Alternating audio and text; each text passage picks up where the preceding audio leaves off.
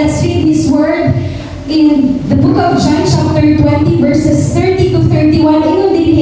And truly Jesus did many other signs in the presence of His disciples, which are not written in this book. But these are written that you may believe that Jesus is the Christ, the Son of God, and that by believing you may have life in His name. Purihin po ang pagkabasa ng salita ng Panginoon. Palakpakan po natin ng Diyos. Praise God.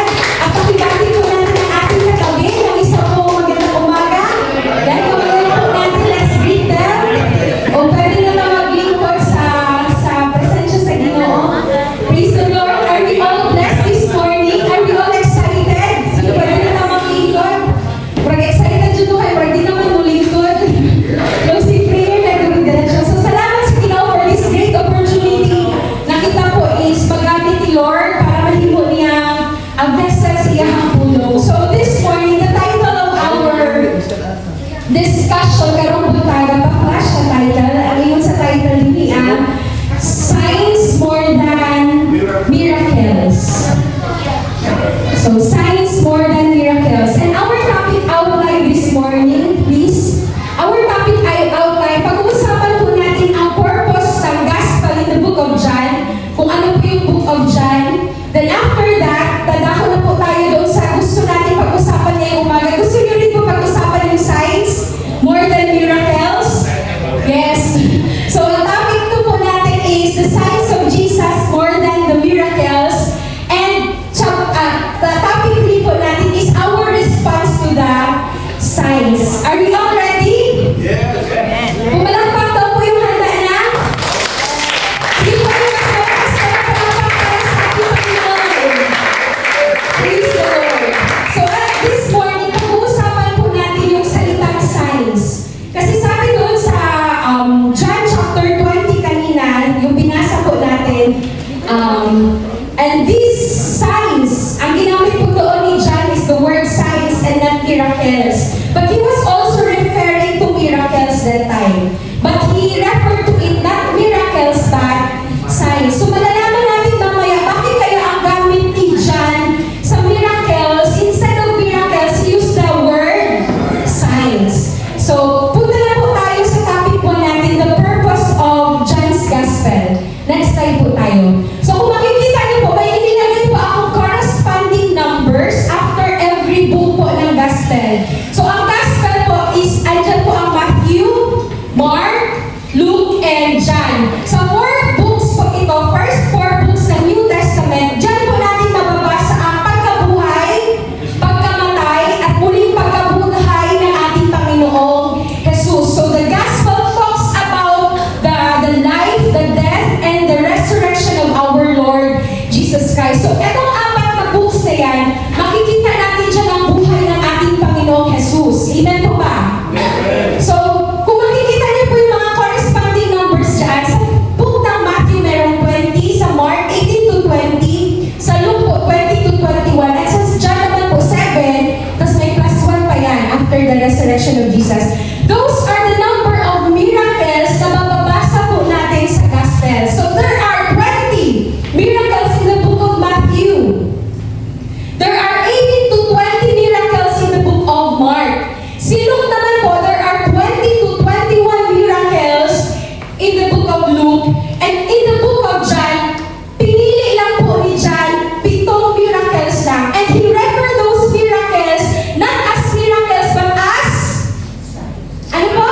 Signs. He called the miracles not miracles but signs. So let us go deeper kung ano po yung 7 signs na nasa book of John. So sa book of John, there are 7 signs po na nagtala, which is when Jesus turned the water into wine at Cana. That was the first sign na ginawa ni Jesus. Second sign po is the healing of the official son. Third was the healing of the lame man at Bethesda. Yung tumalon sa, yung doon may pool, yung nalaman yung pool. And feeding the 5,000, walking on the water. Ika-6 po is the healing of the man which is born blind. And ang ika-7th sign na po is when he raised Lazarus from the dead. So those were the 7 signs na makikita po natin in the book of John. Ate Sarah, bakit 7 signs na ang pili niya. Hindi niya pa gusto ma-display yung kagrabe-grabe ng miracle na gihimo sa Ginoo ni Jesus. Hindi na niya gusto na isulat dito. Alam niyo po, si John po is very selective. He is very selective in choosing. Highly selective. Pito lang na ang iyahang ibutak sa iyahang buong na milagro. And once again, he referred it not as miracles but as signs. He is very selective. He only chooses those signs, those miracles, kung asa, he strongly believe that would lead the people nga maka-understand and ma-reveal kung unsa ang identity ni Jesus. So that is the very purpose. Kung babasahin po natin ang Matthew, Mark, Luke, kung nagbabasa po tayo, matingala ko, parang nabasa naman ako ni Agi. Kung nagbasa ko, di ba? Maraming makita ninyo, there are a lot of stories that is repetitive. That are repetitive dito asa sa gospel. But in the book of John, out of that 7 signs, 5 po dyan will be only found sa book ni John. Which is yung naka-check po, water into wine, healing of the official son, healing the lame man, healing the man born blind, and when he raised Lazarus from the dead. Out of that 7, ang 5 doon sa kanya mo lang talaga mababasa. Tapos yung dalawa, the feeding of the 5,000 and the walking on the water, mabasa po tayo mo kina Matthew, Mark, Luke. So, now, Ate Sarah, bakit kaya pito lang? Sabi mo nga po kanina, John is very selective. He is very selective. And sa pagiging selective niya, gusto niya kayo mag-iba ba?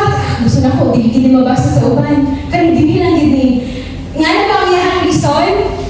No. His reason is that he wanted na ang iyahang ibutang dito ng miracles, the signs, the wonders, are those miracles, signs, and wonders. Sabi po ng ating text kanina, pakibalik doon sa John chapter 20, 30 to 31. Mo iyahang pinaka-optumo, iyahang pinaka-purpose. Nga nung study po ta karon, ingon dito sa chapter 20 verses 30 to 31. Which, and truly Jesus did many other signs na ingon na po si John. Daghan pagigya, daghan pagig na miracles na minanakitan together with the disciples. Pero ingon niya, kanilang ni, but these, kaning pito na ni that are written. It is written that you may believe ang iyahang purpose, ipangsulat na to for the purpose of that you may believe that Jesus is the Christ, the Son of God, and that by believing you may have life in His name. Kaya kung babasahin nyo every signs and miracles, medyo haba-haba ang version niya na ay discussion, na ay kanang exchange of kanang dialogue. Iyahan yung detail yung sa ihahitago. Mao 7 lang ang iyahang miracles na nakabutang din haang. So every sign is not just a wonder. Dili lang siya basta miracle. It is a kanilang purpose. Isulat niya para ma-reveal ang identity ni Jesus. Maong dili na siya gitawag na miracle, gitawag niya na signs. So next slide po tayo. Ang sabi po dito sa Isaiah 35 verses 4 to 6a, say to those who are fearful-hearted, be strong and do not fear. Behold, your God will come with vengeance, with the recompense of God. He will come and save you. Then the eyes of the blind shall be opened, and the ears of the deaf shall be unstopped. Then the lame shall leap like a deer, and the tongue of the dumb shall sing. So, this is a prophetic statement po during the time of Isaiah. And ang iyahang gina-prophesy po din ni si Jesus, that there will be, behold, your God will come. And ano po yung magiging sign ng pagdating ng ating ng God na yan? Na tinutukoy na as ni Isaiah. Sabi doon, that the eyes of the blind shall be opened, and the ears of the deaf shall be unstopped, and the lame shall leap like a deer, and the tongue of the dumb shall sing. So kana ang signs, kana ang makita niya ni abot na ang Messiah, which is si Jesus. So, again, ginayon ako that John is very selective in choosing what type of miracle ang iyahang ibutang. Kaya gusto niya, this is not just a miracle, this is a sign na naa si Jesus. When we say miracle, mga digsoon, niundang lang siya dito sa act of healing. Kakita pag miracle, that's miracle. But when that miracle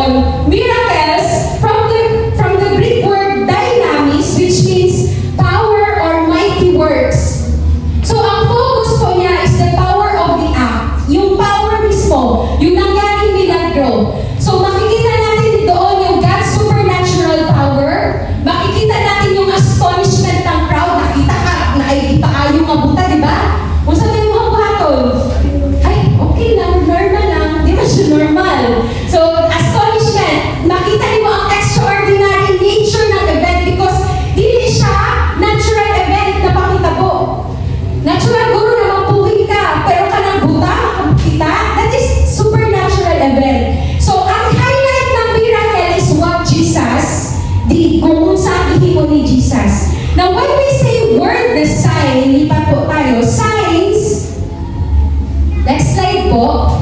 Signs come from the Greek word semeion, which means a miracle with meaning. So, miracle dyan po ng sign. Pero naa siya'y meaning. Naa siya'y theology na gusto i-lead sa ato.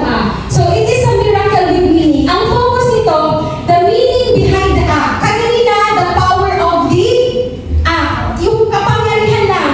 But when we say sign, it is the meaning behind the act. Ngano? Ngano na ay miracle? Kung sa ito mo. So, in John's Gospel, miracles are called signs because they point beyond that miracle mismo.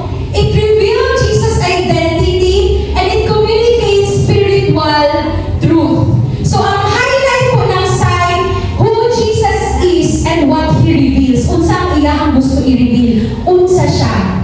When we say miracle, what Jesus did, grabe ka milagro. Grabe din yung Ginoo ba? Wala ko yung kwarta niya, gitagaan ko niya yung kwarta. Grabe din. That is miracle. Wala ko yung balay, nagkabalay ka eh. That is miracle. Miracle stops at the power of the act. But when we say sign, muadto na dito sa meaning, ano na ay miracle? So John wanted us, when we read the miracles of God, noong medyo haba-haba ang mga stories niya, kaya gusto niya i-reveal what is the identity of Jesus, the deity, the divinity ng ating pong Panginoong Jesus. So, He called miracles as signs. Naintindihan po ba natin? Tapos na po tayo sa point number 1 natin this morning. The purpose of the Gospel of John. For us, not only to know what miracles Jesus did in the past, but for us to understand that behind every miracle, it points to who Jesus is. Di siya muundang sa nagpaayo lang siya blind. Di siya niundang sa nakalakaw ang lane. But John wanted us to fully understand the identity ng tao na nagpagaling, which is Jesus. Kinsa ba dyan si Jesus? That is the purpose of the Gospel of John. For us to fully understand. Kung babasahin po natin ang buong Old Testament, correct me, Pastor, if I'm wrong ha, pero wala pa po akong nabasa na pinagaling na buta. Naaba, Pastor? Kuya Fulton, naaba? Kasi pinatakaan ako din eh. But as, naalam ko karon sa Proverbs, so from Genesis to Proverbs, wala pa po inabasa na na siya ipaayo na born blind tapos nakaano. Because ang pagpaayo sa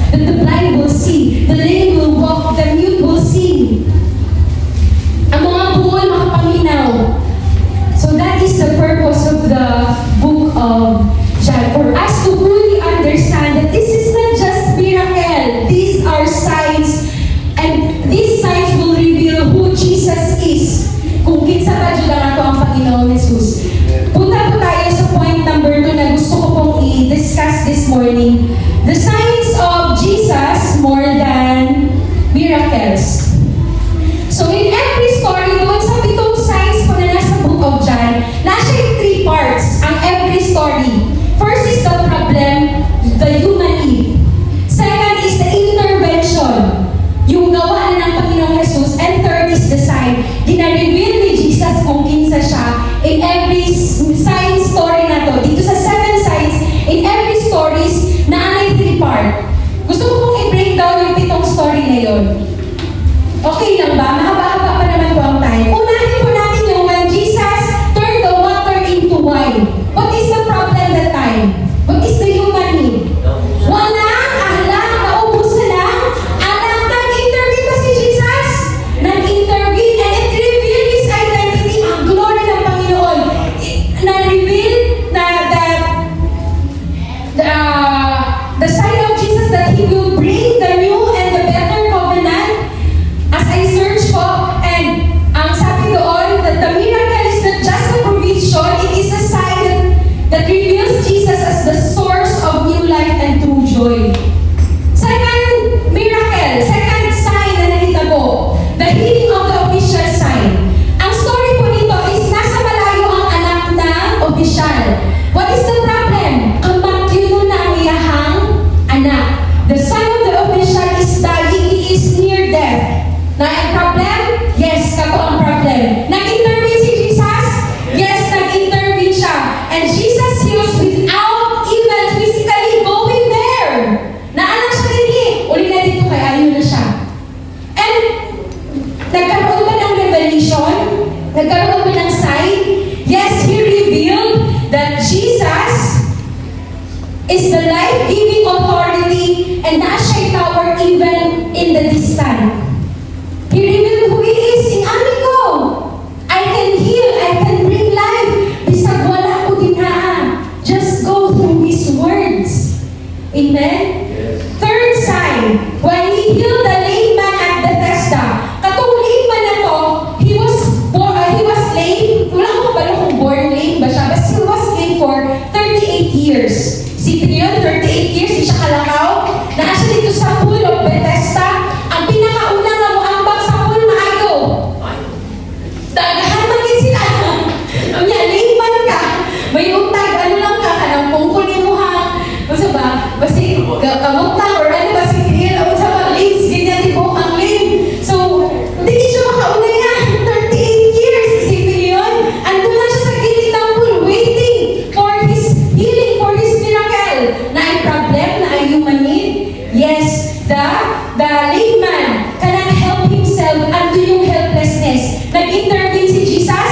Nag-intervene siya even on the Sabbath day. That was Sabbath when the time nag-heal niya tong person. And what is the sign?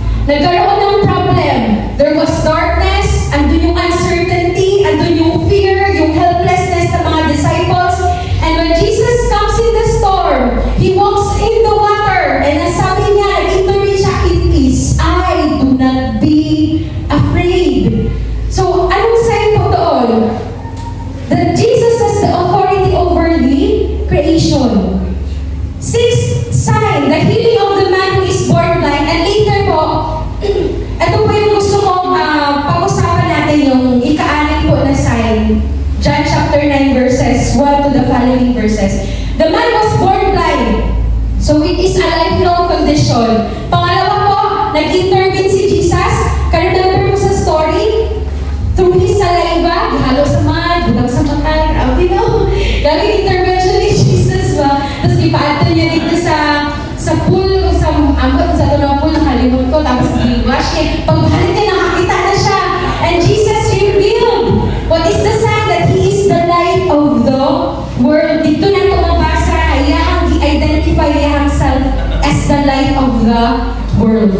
And last sign po, the raising of Lazarus. So, anong problem doon? Patay! Anong problem? Di laging sakit, patay na din. Patay na din. So, the problem is Lazarus is dead for 4 days. So, that is the problem. Nag-intervene si Jesus. Nag-intervene. And that miracle turned into a sign that saying, I am the resurrection. Amen. And the life. Jesus is the resurrection and the life. So, out of those 7 stories of miracles, all of those are signs pointing to who Jesus is. Wa siya ni undang dito sa great power of act. Iyahang gi-reveal, nganong gibuhat ako ni, o nganong kaya na ako ni buhaton. So last point na po tayo. Di na ako gusto mag-dwell because point number 3 is our response to the signs. Basahin po natin ang, pwede paki-flash ang John chapter 9. Hindi ko siya nalagay sa PowerPoint, pero pa-flash natin. Sabay-sabay po natin basahin po ano po ang nangyari sa John chapter 9. Kung may mga Bible po kayo, better po na i-open natin para mabasa po natin. Andiyan na ba? John chapter 9. Pa-flash please.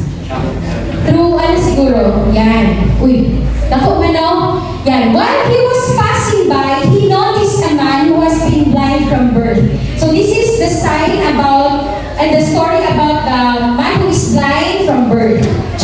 Verse 2. Diretso. Proceed po tayo. Ayan. His disciples asked him, Rabbi, who sinned, this man or his parents? Anong bunaman siya? Kasi nagkasala ka na ba siya or katong iyang parent? Next. Jesus answered, neither this man nor his parents sinned, but it was so that the works of God might be displayed and illustrated in him. Kanang usahay, ikaw na pag nakikita po ng something sa tao ba? Nakasala hindi. Di ba kanang nakikita mo sa iya na bar down ba siya or nagpo-problem or nag-ano? Ang huna tayo. Di ko ba? Wala ginana siya sa mindset dito. Nakasala hindi. Hindi karga. Hindi tama. Pero no. Not every problem that we have kay tungod nakasala. But because yun ni Jesus, it was so that the works of God might be displayed and illustrated in Him.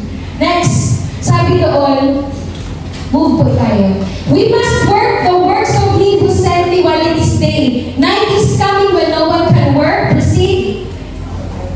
As long as I am in the world, I am the light of the world, giving guidance to my word and works. This is the time na gina-reveal niya sa sarili. I am the light of the world. Next po tayo.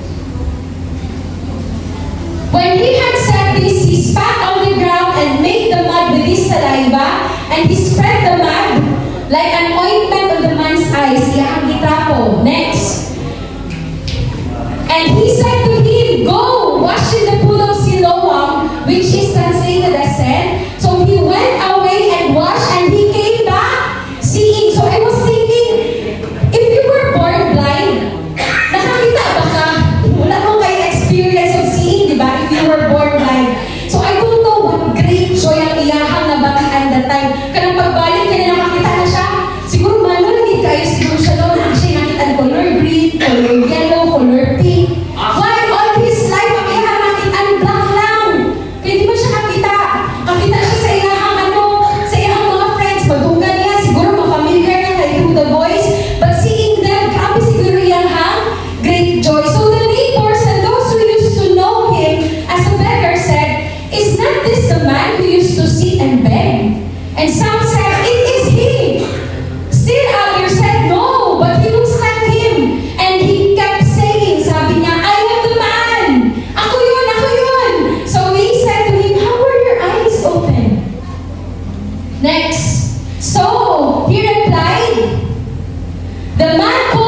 Jesus made mud, iyahagi kwento, He smeared it on my eyes and told me, go to Siloam and wash. So I went and washed and I received my sight. Iyahagi kwento nga po ang nabasahan ka ganina, no?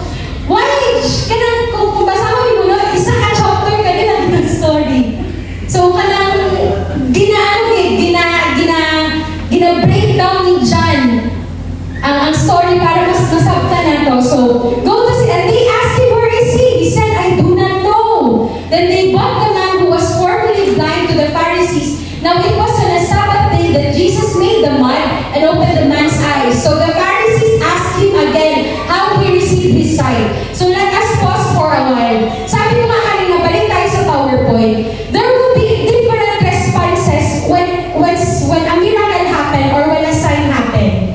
First po is the confusion or the curiosity of the crowd. Nabasa niyo kanina, pagkakita nila when someone was healed, when someone received a miracle, when someone received something with the power of actually grabbing a great supernatural event sa iyong life, the crowd, ang mga nagatanaw, the people around us, andun yung confusion, andun yung curiosity. Ikaw ba dito?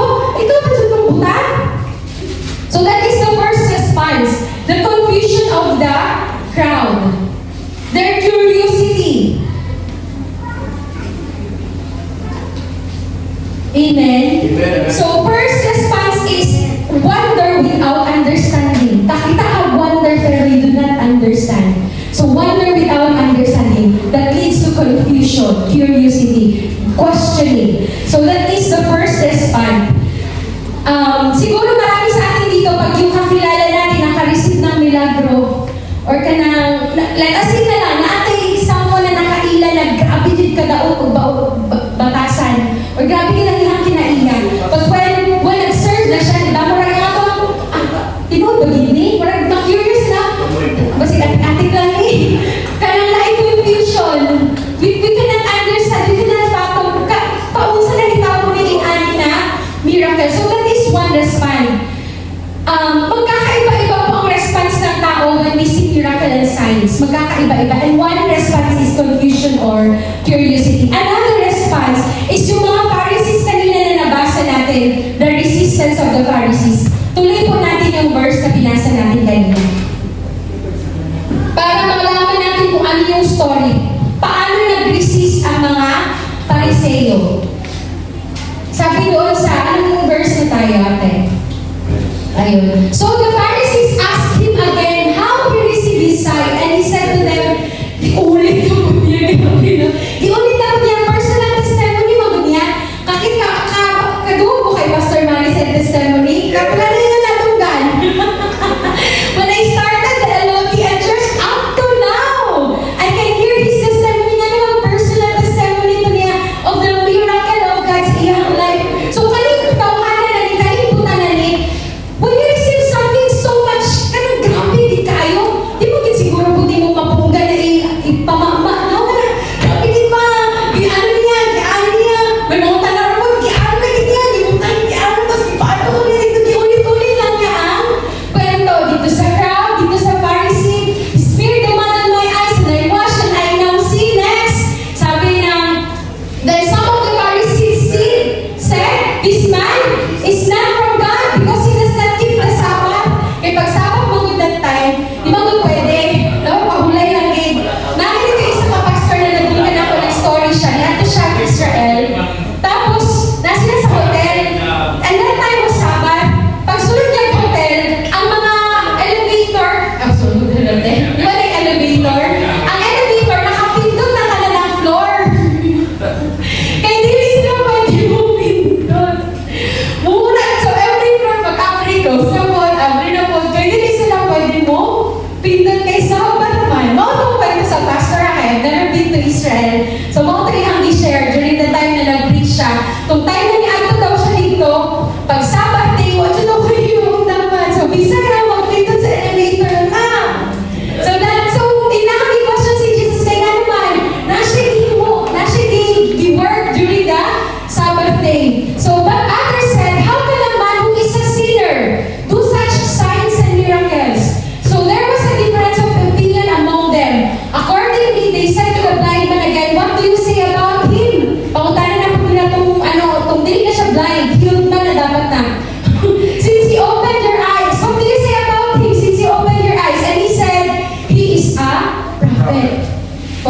ang thinking na he's a prophet. Next. So, however, the Jews did not believe that he had been blind and had received his sight until they called the man's parents. Pagkawag ang parents. Sunod ng mga parents. Next.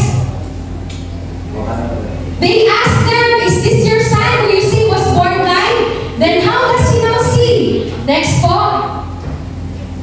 His parents answered, we know that this is our son and that he was born blind. Sabi ng parents, baon niya mong anak. And his parents answered, but as to how he now sees, we do not know. Kung paunsa siya na ano, wala may kabalo. Pero kani anak, dyan na mo siya. But we do not know. Balik muna tayo. Hindi ko pa natapos pa sa iyo. Ask him. 21. Ayan. Ask him. Stop asking us. Ayaw may pamunta na. He is of age. He will speak for himself and give his own account of it. Next. His parents said this because they were afraid of the Jews, for the Jews had already agreed that if anyone acknowledged Jesus to be Christ, they would be put out of the synagogue. So wala nang tubag ang parents. Anak, kailangan ingon ka kung siya na lang pangutani, ang anak na lang pangutani. Because of this, so a second time they called the man, pangutani who had been blind, and said, give God glory and praise. We know this man is Jesus is a sinner. Then he answered, I do not know whether he is a sinner, but one thing I do know, that though I was blind, now I see. So they said to him, what did he actually do to you? How did he open your eyes? Grabe resistance na mga Pharisees. Next po. He answered, I already told you, and you did not listen. Who do you want to hear again? Why do you want to hear it again and again? Do you want to become his disciples too? Next. And he adds disciples too. And they stormed at him and jeered, you are his disciple, but we are the disciples of Moses. We know that God has spoken to Moses, but as for this man, we do not know where he is from. So the man replied, well, this is astonishing. We do not know where he comes from, and yet he opened my eyes. So mabasa natin, from the start na nisulod sa picture ang mga Pharisees, unsa nga asa ilaha? Resistance. Even though they see a blind man na nakakita na, and they know the word, they super know the word. Kay mga aral na ni sila, gastarin hindi sila word. And they know the prophecy that when God will came, the blind will see, the mute will see, the deaf will hear, the lame will walk. Kabalo sila. Pero they are resistant. So, pwede po ka mahimong Pharisee. We could be the crowd. We could be the Pharisees who is resistant. Na dili gusto i-accept ang gina-reveal ni Jesus that I am the light. That He is the Messiah. Moment na niya ang gina-reveal sa story. So now, third, another response na pwede natin mahatag with that situation is the fear of the parents. Nakita ninyo, mahadlok sila nga pahawaon sila sa synagogue. That's why they told the Pharisees, ang sabi nila, ayaw na lang kami ang pangutanin. Kaya kung utubag sila, unsay mahitabo, kung ilahang mahimo silang disciple or magbilib sila kay Jesus, unsa tayo buhaton sila nga? They will be pahawaon sila sa synagogue kung dili nila gusto. So we could see the fear of the parents dito sa situation. So, meron silang knowledge, alam nila, pero wala silang courage. The parents, because of that fear, may knowledge sila, pero wala silang courage. And ang mga Pharisees naman po, though they have this religious knowledge, but they are spiritually blind. So, ganun ang situation. Ganun ang pwede natin maging respond. Pwede po tayong maging crowd, pwede tayong maging Pharisee, pwede tayong maging parents. And last one, pwede rin ganito ang respond natin. The growing faith of the healed man. Makita niyo po, doon sa binasa natin kanina, nagsugod ang blind man, nagsugod siya as wala diyang knowledge about Jesus. Di ba gibasa na pang story kaganina? Nagsugod siya, ang iyang pag-refer kay Jesus, kay the man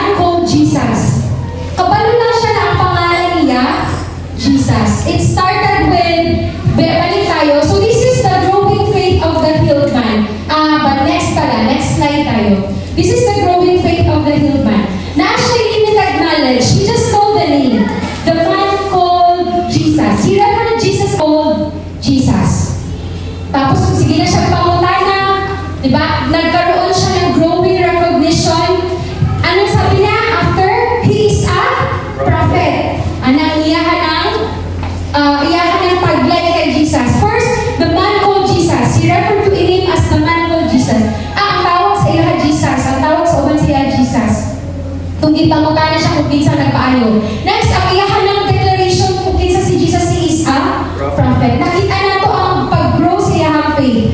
Next, nagkaroon siya ng deeper faith. I believe that He is from God. Kaya kung dili siya gikan sa Ginoo, anong nakakita man ko? And lastly, yung last part na, balik tayo doon sa verse.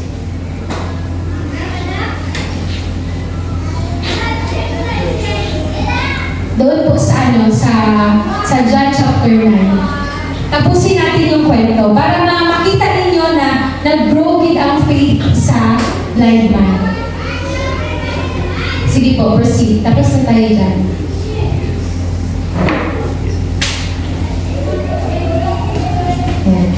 And if this man were not from God, he would not be able to do anything like this. Dili nga ni kaya buhaton. So, the recognition na karon sa blind man, he is from God. If this man were not from God, he would not be able to do anything. The next, doon, sige. Sige pa. Doon tayo sa portion na natunggan, nabalitaan ni Jesus ang nakita po dito sa healed man. Sugod na sa 37.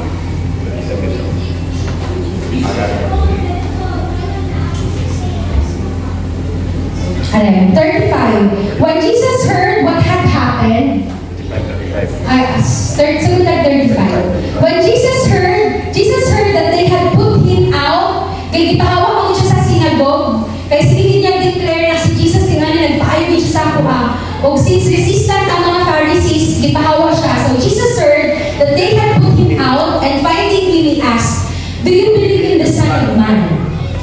And he answered, "Who is he, sir? Tell me so that I may believe in him."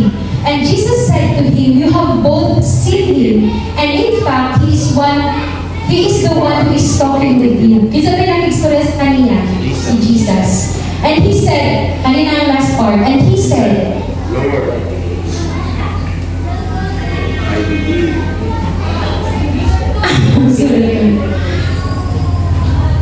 And he said, "Lord, I believe in you and your word." And he worshipped him with reverence and awe. And Jesus said, "I came into this world for judgment, to separate those who believe in me from those who reject me, to declare judgment on those who choose to be separated from God, so that the sightless would see, those who see would become blind." So some Pharisees were with him heard these things and said to him, "Are we also blinded?" Jesus said to them, "If you were blind, you would have no sin. But since you claim to have sight, you have no excuse. Your sin and guilt remain." So, makita nato ang growing faith sa healed man. He started from seeing the man called Jesus. And nag-recognize na siya that he is a prophet. And he believed that if na-heal siya, this is from God. Gikan din sa Ginoo. And he ended his faith in saying that, "Lord, I believe in you."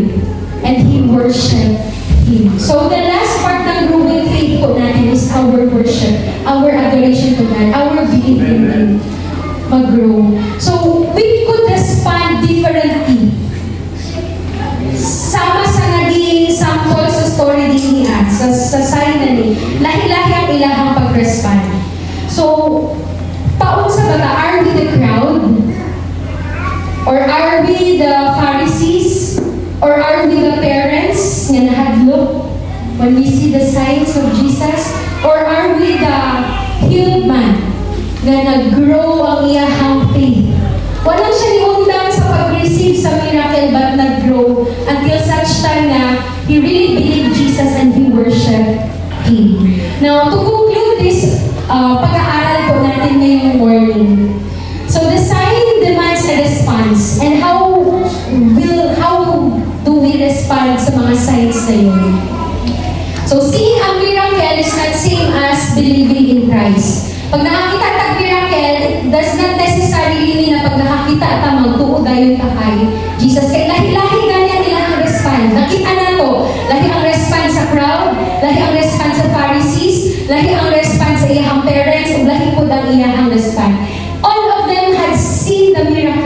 of them. But lahi-lahi ang ilahang pag-respond. So, seeing a miracle does not equate to believing.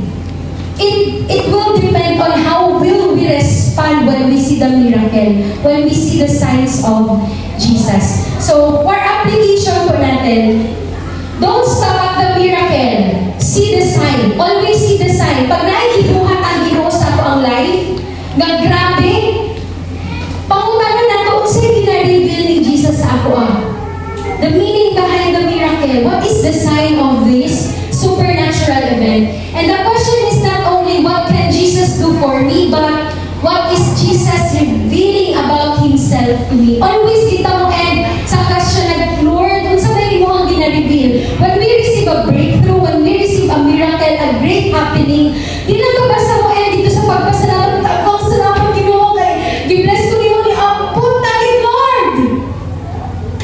No, we do not end sa ingana na point. Every miracle, every supernatural event sa atong life, not only supernatural event, but everything na ginahimo din sa Ginoo sa ato, we always end up by asking, Lord, kung sa imo ang gina-reveal. What is Jesus revealing about Himself to me? Amen. We do not just end by receiving the miracle. Lami mang di mag-receive of miracle, no? But we do not stop there. We need to see the sign. Lord, kung sa imo ang gina-reveal. And last part po sa ating application, respond with growing faith. The healed man did not understand everything immediately, but his faith grew. Amen. So, sama sa healed man, hinaunta na kita mag-grow na ito ang faith kay Lord Jesus. Amen. As we continue to do things sa ito ang mga life, tama dyan kinabago ang Ginoo. Dahil siya kinahimo, even the problems that are coming, basta every events of our life, we end up always asking, Lord, kung sa imo ang gina-reveal. Not only the times na naka-receive ng miracle, but every situation sa ito ang kinabuhi. Kung naay mga nakita mo sa ito ang kinabuhi karon. I believe the time na si Ate Chini nag-prematurely birth kay Tala, nandiyan i-reveal ang Ginoo sa ilaha. That is one big event sa ilahang life. And it does not end up sa ingana nag-iayo sa Ginoo si Tala o karong dako na din siya. Gawin kayo na siya dati, di ba? When we see the lihok sa Ginoo ang iyahang gawa, we ask, Lord, what's yung mga gina-reveal? Unsa gid the identity of Jesus, we always end up, Lord, unsa imuhang gusto i-reveal.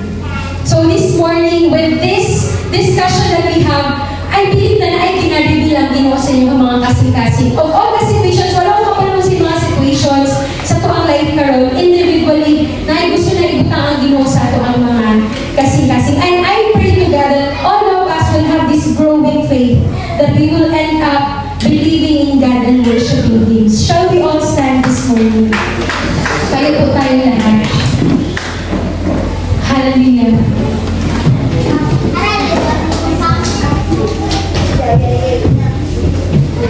So this morning po, miracle happen para ma-reveal ang iyahang identity. And this morning, I encourage everyone, do not wait for a miracle para imuhang i-ask si Lord kung sa iyahang gusto i-reveal. Every day of our lives, as we wake up, pangutangan ang Ginoo, Lord, kung sa imuhang gina-reveal sa ako, kung sa imuhang gusto. Nabuhaton ako, kung sa kasa ko ang ginabuhi, Lord, always meditate. Continue to reveal yourself, Jesus, sa mga life. Bisag walay miracle, even on those in-between days na normal days na to, ask God, Lord, kung sa imo ang gina-reveal sa ako, karmadawa. And this morning, hallelujah, let us continue to come, as we continue to grow our faith in Jesus. Let us worship Him, hallelujah. Oh, sige po, malaya tayo mag-commune sa Panginoon sa umaga to ask Him, Lord, kung sa imo ang gina-reveal sa ako, karapon-raga. Reveal to me something, God. Kung kinsa ka sa ako ang kinabuhi, Ginoo, you're the Son of God, you're the light of the world, you are the great I am, you are the bread of life.